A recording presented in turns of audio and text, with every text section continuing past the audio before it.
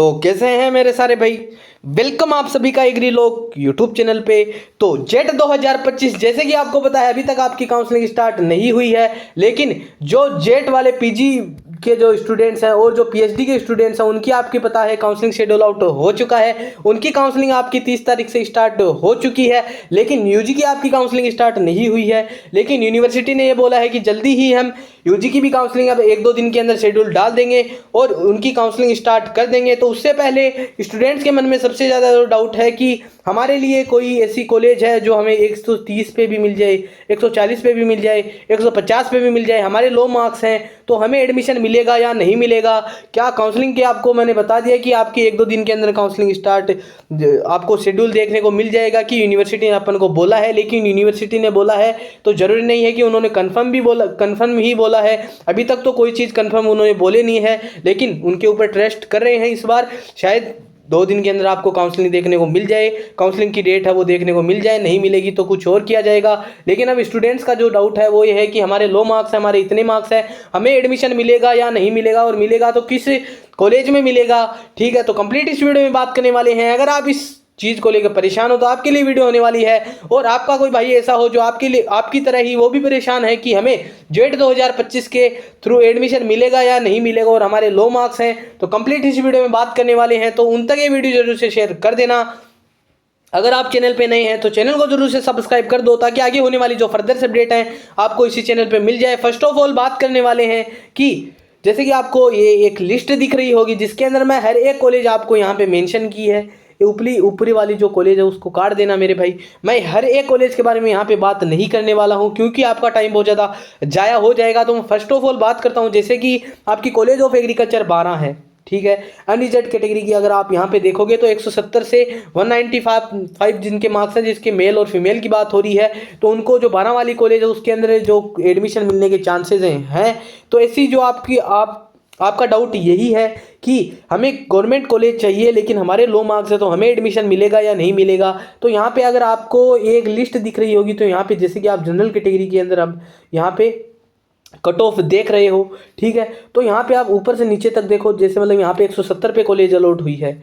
उसके बाद में अगर यहाँ पे देखोगे आप, ठीक है, तो 168 यानी 168 और 163 यानी कि 163 मार्क्स पे भी आपको यहाँ पे एडमिशन मिली है। तो ठीक है, यहाँ पे अपन नोट डाउन कर लेते हैं कि 160, ठीक है, 160 अनरिजर्व कैटेगरी, ठीक है। यहाँ पे अगर आप नीचे स्क्रॉल डाउन करोगे, ठीक है, तो ये लो मार्क्स जो आपकी रावत बाटा वाली कॉलेज होगी, सवाई माधोपुर वाली कॉलेज होगी, आपकी धौलपुर वाली कॉलेज होगी, फूलों कालान शाहपुरा वाली कॉलेज होगी, कामान भरतपुर वाली, ओशा जोधपुर वाली, नावा सिटी जो आपकी जयपुर के आती है, उसके बाद में जो मुंडावर वाली कॉलेज होगी, मुजम्माबाद दोदू वाली कॉलेज होगी। उसके अंदर आप यहाँ पे देखो मेरे भाई, यहाँ पे जो कट ऑफ दिख रही है आपकी, ठीक है, जो आपको कट ऑफ दिख रही है इसके अंदर आपको 165, 169, 164, 161। तो मेरे भाई यहाँ पे अब ये फर्स्ट राउंड की कट ऑफ है सारी अनरिजर्व कैटेगरी के अंदर। तो जिन भी भाई के अनरिजर्व कैटेगरी के अंदर वो आते हैं, ठीक है, 160 प्लस मार्क्स हैं तो उनको एडमिशन मिलने के चांसेस हैं,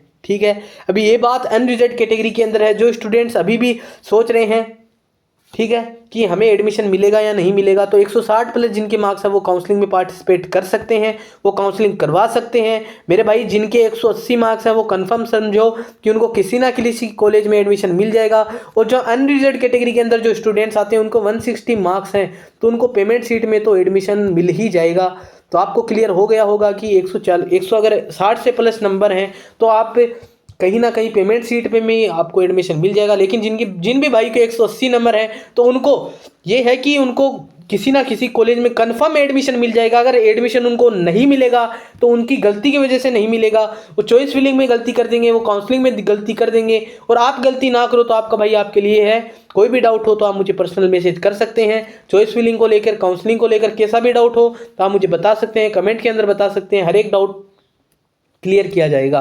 तो उसके बाद में अगर हम बात करें यहाँ पे, अगर इसका थोड़ा मिनिमाइज कर लेते हैं, ऐसे ही आपको विजिबल हो रहा होगा। EWS के अंदर जो मेल फीमेल है उसके अंदर आप देखोगे तो यहाँ पे देख लो 154 आ गया, ठीक है, 150 आ गया। कौन सी कॉलेज है ये? आपकी जो चित्तौड़गढ़ वाली, वस्सी चित्तौड़गढ़ वाली बारमेड़ वाली कॉलेज होगी, ठीक है। उसके बाद में यहाँ पे आपको 145 दिख रहा होगा, यहाँ पे आपको 137 दिख रहा होगा हिंडौन सिटी वाली कॉलेज के लिए, ठीक है। उसके बाद में यहाँ पे आपको कहीं ना कहीं 134 भी दिख रहा होगा, ठीक है। 134 भी दिख रहा होगा। कौन सी कमान भरतपुर वाली कॉलेज है, 133 भी दिख रहा होगा। कौन सी आपकी जो महुआ वाली जो कॉलेज है उसकी बात कर रहे हो, तो यहाँ पे आपको 130 प्लस जिन भाइयों के नंबर हैं, ठीक है, 135 नंबर हैं, 140 नंबर हैं, लेकिन वो EWS कैटेगरी के अंदर हैं। ठीक है मेरे भाई, यहाँ पे समझो, जो EWS कैटेगरी के अंदर जो स्टूडेंट्स हैं, ठीक है, जो EWS कैटेगरी के अंदर जो स्टूडेंट्स हैं उनकी बात कर रहा हूँ। उसके बाद में मैं लास्ट में सबकी सेफ रैंक की बात कर रहा हूँ, सबकी सेफ रैंक की बात करूँगा। तो EWS कैटेगरी के अंदर जिन भी स्टूडेंट्स के 140 प्लस नंबर हैं, उनको कहीं ना कहीं किसी ना किसी गवर्नमेंट कॉलेज में एडमिशन मिलने के पूरे चांसेस हैं। उनको कहीं ना कहीं एडमिशन मिल जाएगा इस बार। आपको पता है +5 आपकी जो कम से कम 5 नंबर तो आपके बढ़ने वाले ही हैं। ठीक है, जरूरी नहीं है कि, और आप ये बोलोगे कि भैया फर्स्ट राउंड में अगर कट ऑफ इतनी रही है तो सेकंड राउंड में नीचे चली जाएगी। तो पिछली बार का अगर आप जाके डाटा देखोगे तो बहुत सारी ऐसी यूनिवर्सिटीज़ है जिनकी सेकंड राउंड में भी कट ऑफ सेम ही रही है। तो आपको मैं बता रहा हूँ, जिन भी स्टूडेंट्स के 140 नंबर हैं, EWS कैटेगरी के अंदर जो स्टूडेंट्स आते हैं वो काउंसलिंग में पार्टिसिपेट कर सकते हैं। कहीं ना कहीं उनको कॉलेज अलॉट होने के चांसेज हैं। ठीक है, उसके बाद में अगर हम बात कर लें OBC कैटेगरी के अंदर, ठीक है, तो OBC कैटेगरी के अंदर आपको यहाँ पे अगर आपको दिख रहा होगा, तो यहाँ पे अगर आपको दिख रहा होगा तो आपको मैं बता दूँ, ठीक है, आप देख सकते हो यहाँ पे। तो जिन भी स्टूडेंट्स के 160 प्लस मार्क्स हैं, OBC कैटेगरी के अंदर आते हैं, वो काउंसलिंग में पार्टिसिपेट कर सकते हैं। 180 मार्क्स पे अपना एडमिशन कंफर्म समझ सकते हैं। 160 पे बोर्ड लाइन पे हैं, पेमेंट सीट उनको कंफर्म मिल सकती है।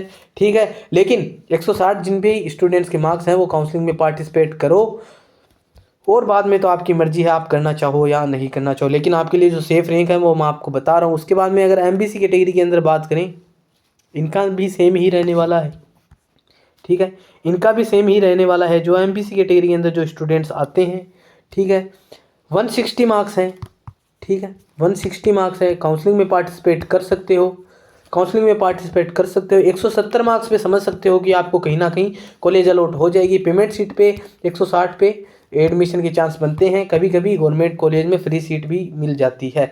SC कैटेगरी के अंदर जो भी स्टूडेंट्स हैं, यहाँ पे दिख रहा होगा मेरे भाई, ठीक है, यहाँ पे दिख रहा होगा, यहाँ पे दिख रहा होगा, जैसे कि आपको मैं यहाँ पे दिखा दूँ, जिन भी स्टूडेंट्स के SC कैटेगरी के अंदर आते हैं, SC कैटेगरी के अंदर आते हैं 80 कैटेगरी के अंदर आते हैं 125 प्लस मार्क्स हैं, काउंसलिंग में पार्टिसिपेट कर सकते हैं।